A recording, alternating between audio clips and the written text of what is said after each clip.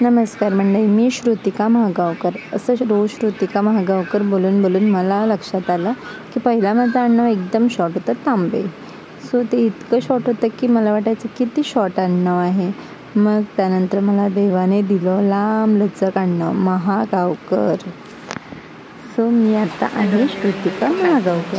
मी आहे श्रुतिका आणि तुमचं माझ्या नव्या रंगया यूट्यूब चॅनलमध्ये स्वागत आहे.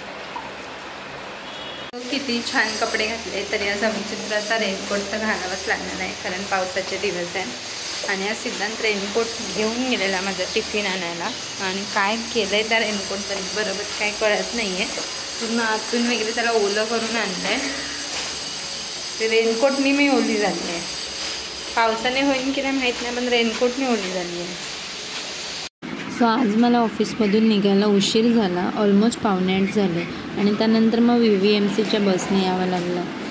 तर ते मला कळलं की माझं एक महत्त्वाचं काम विसरली आहे. मग पुन्हा 3 माळ्यांचा फेरफटका करत मी परत उतरली. वाचायचं बघू द्यायचं. Happy mother, I love you.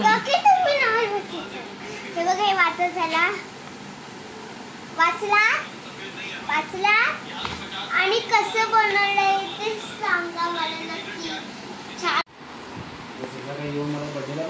So guys, हे बघा, तुला बडबड करायला सांगितलं नाही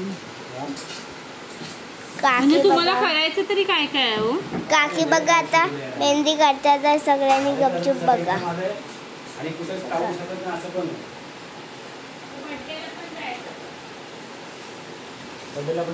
एवढी काढून मोकळी झालेली आहेत काकी.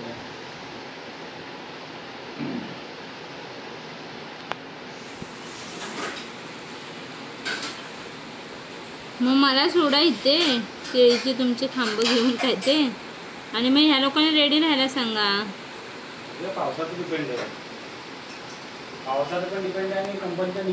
डिझाईन बघा, तिकडच्या तू बनते.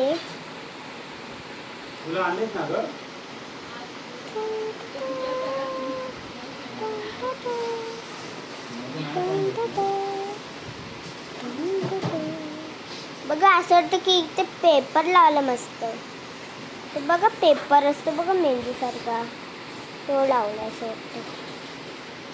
बघा केवढी मस्त छान डिझाईन.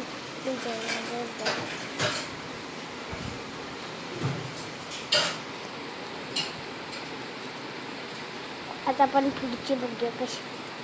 काकी माझं नाव पण लिहा काय बघते.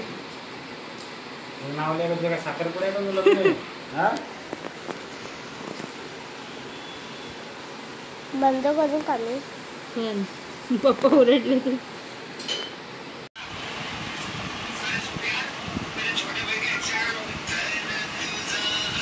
अजून फोन आहेतच का.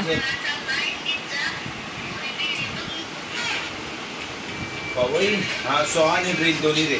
सोहानी ब्रीज दोन्ही दे. हो. सो सिद्धांत आहे मेडिकल लाईनला. सो त्याचे कधीही कॉल येतात आणि कधी तो कॉलवर एंटरटेन करत असतो, कारण की ते आपण स्किप पण करू शकत नाही, कारण ते सगळं असतं त्याचं ऑपरेशन रिलेटेड वगैरे काही असतं.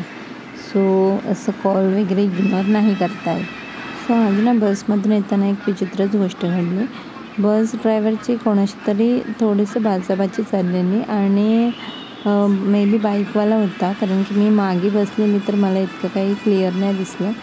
तर त्या बाईकवाल्याला तो कंडक्टर बोलला की थांब थोडं, मला घेऊ दे पुढे बस. पण तो माणूस काय ऐकायला तयार नव्हता आणि डायरेक्ट त्याने बसचा आरसा फोडला. म्हणजे इतके शॉर्ट टेम्पर्ड लोक असतात ना, आणि अशा या छोट्या छोट्या रागामुळे आणि एवढ्या मोठ्या गोष्टी घडून जातात ना. म्हणून कधी कधी ना आपली चुकी नसताना पण शांत राहावं लागतं, कारण की या अशा लोकांच्या नादाला लागून ना काही घटना घडू शकते आणि त्यामुळे काही होऊ शकतं. आणि आपण अशा लोकांच्या नादाला न लागलेलंच बरं, कारण की आपल्यासाठी आपली वाट बघणारी एखादी फॅमिली असते. सो अशा लोकांना इग्नोर करत जावा.